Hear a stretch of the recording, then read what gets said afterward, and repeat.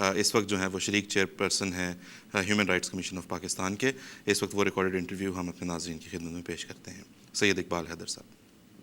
جی اقبال حیدر صاحب، میں آپ سے پوچھنا چاہوں گا کہ ابھی حال ہی میں جماعت احمدیہ کی مساجد پر لاہور میں جو حملے ہوئے ہیں اور اس کے نتیجے میں ہمارے 80 سے زائد احمدی شہید ہوئے ہیں، اس پر آپ as a human rights activist آپ کے کیا تاثرات ہیں؟ حالیہ جو اس دفعہ ہمارے احمدی بھائیوں پر جو جینوسائیڈ ہوا ہے لاہور میں، وہ انتہائی تکلیف دہ. دکھ اور افسوس سے زیادہ یہ ہے کہ بربریت کا جو مظاہرہ کیا گیا ہے اس سے نہ صرف یہ کہ پاکستان احمدی برادری سے دشمنی کی ہے، بلکہ ان دہشت گردوں نے پاکستان سے دشمنی کی ہے اور اسلام سے دشمنی کی ہے، اور پاکستان اور اسلام دونوں کو بدنام کرنے کی یہ گھناؤنا، غیر انسانی، غیر آئینی، غیر شرعی، غیر اسلامی قتل و غارت گری کا جو بازار گرمایا ہے، اس کی جتنی بھی مذمت کی جائے وہ کم ہے. جی اقبال حیدر صاحب، یہ بھی بتائیے کہ ویسے تو پورا پاکستان دہشت گردی کی لپیٹ میں ہے، مگر ہم دیکھتے ہیں کہ جماعت احمدیہ کو تو واضح طور پر تھریٹس دی گئی تھیں، دھمکیاں دی گئی تھیں، اور انہیں اس چیز کا خطرہ تھا جو کہ انہوں نے انتظامیہ کے نوٹس میں بھی لے کر آئے اور انہیں بتایا بھی. تو پھر یہ سب کچھ جو ہوا ہے اسے ہم ایک رینڈم ایکٹ آف ٹیررزم تو نہیں کہہ سکتے؟ جی دیکھیے، ہمارے اس کو میں کہتا ہوں ہماری انٹیلیجنس ایجنسی کا دانستہ یا غیر دانستہ فیلئر کمپلیٹلی. تو اس میں بڑا ہمارے لیے ہیومن رائٹ ایکٹیوسٹ کے لیے بڑا سنگین چیلنج ہے، کیونکہ ہم سمجھتے ہیں کہ اگر حکومت اور ہمارے سراغ رساں ادارے اگر بالکل ڈٹرمن کر لیں کہ کسی قیمت پر بھی کسی بھی فقہ، کسی بھی مذہب، کسی بھی لسان کے نمائندوں کو کے ریپرزینٹیٹو کو، فالوورز کو ہم احساس عدم تحفظ نہیں دیں گے اور ان کا مکمل پروٹیکشن ہوگا تو کر سکتے ہیں. یہ میرا یقین ہے.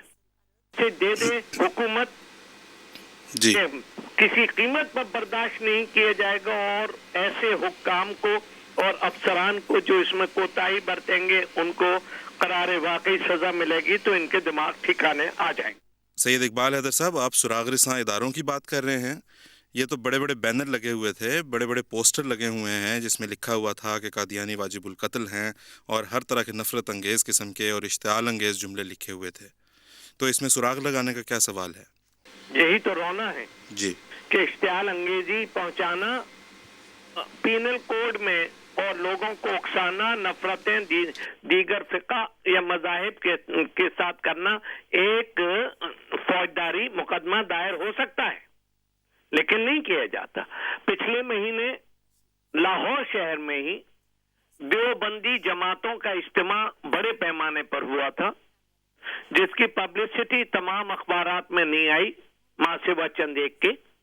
اس میں یہ فیصلہ کیا گیا تھا کہ مذہبی جنونیت کے دہشت گردی کی مذمت نہیں کریں گے، طالبان کی مذمت نہیں کریں گے، اور سوئسائڈ بومرز کی مذمت وہ لوگ نے کرنے سے انکار کر دیا تھا. میری نظر میں ان کا یہ اجتماع اور ان کا یہ فیصلہ بذات خود غیر قانونی اور قابل سزا ہے، کیونکہ اس سے دہشت گردوں کی معاونت ہوتی ہے اور اس طرح کے سوئسائڈ بومرز کی معاونت ہوتی ہے. اقبال حیدر صاحب، ہم جماعت احمدیہ من حیث الجماعت ہم لوگ جو دہشت گردی کے اس قسم کے واقعات ہیں انہیں کنڈیم کرتے ہیں، ان کی مذمت کرتے ہیں، لیکن احمدیوں کے خلاف جو کچھ ہوتا ہے کیا اسے پاکستان کا قانون، پاکستان کا آئین اور اس کے اندر جو ظالمانہ ترامیم ہیں وہ سپورٹ نہیں کرتی؟ نہیں، لیکن پاکستان کا قانون انہیں یہ اجازت نہیں دیتا کہ جماعت احمدیہ کے کسی ایک شخص کو بھی انگلی بھی اٹھانے کی اجازت نہیں ہے.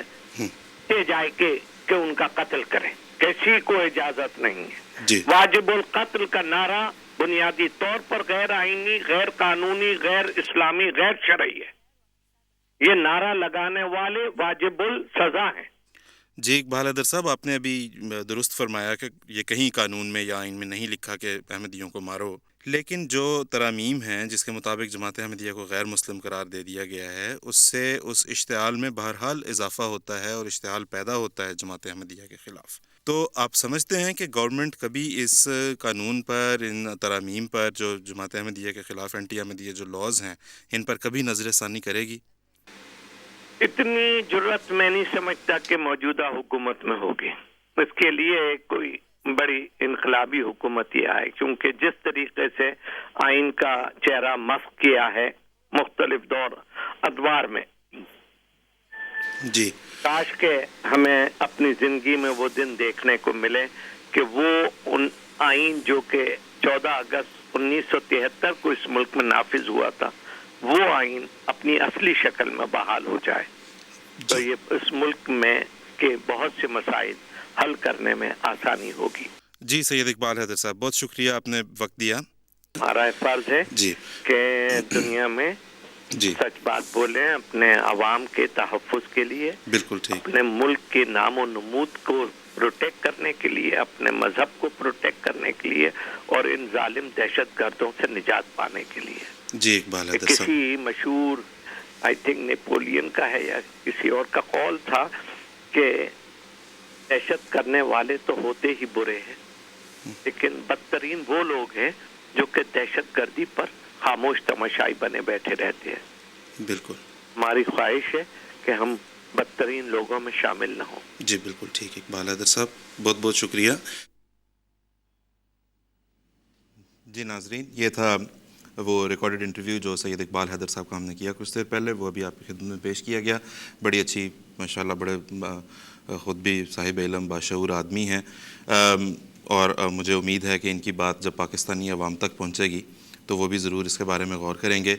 एक जो बहरहाल अफसोसनाक बात है वो ये है कि जब हम ऐसे दानिश्वरों से बात करते हैं तो ये बड़ी अच्छी, बड़ी खूबसूरत गुफ्तगू होती है, लेकिन ये ज़्यादातर उसी तबके तक पहुँच पाती है, गैर अहमदियों में भी, जो आम तौर पे तशद्दुद पसंद नहीं है। ये उस तबके तक तो मुश्किल ही लगता है कि पहुँचती हो, जिन्होंने अभी जब ये लाहौर में जब ये सानिया हुआ अफसोसनाक, जमात अहमदिया की मसाजिद पे खुलेआम फायरिंग की गई और उसके नतीजे में 80 से ज़ायद अहमदी जो है वो शहीद हो गए। उसके नतीजे में जहाँ पे बहुत सारे बाशऊर तबके की तरफ से इसकी मजम्मत सामने आई, वहाँ पे लाहौर के शुमाली लाहौर के बाज़ इलाकों में एक मोरिया 2 मोरिया पुल के पास लोग मिठाई बांटते हुए भी पाए गए इस मौके पर। तो अल्लाह करे कि कभी उन तक भी जो है ये बातें पहुँचें और वो भी इस बात पर गौर करने वाले हों।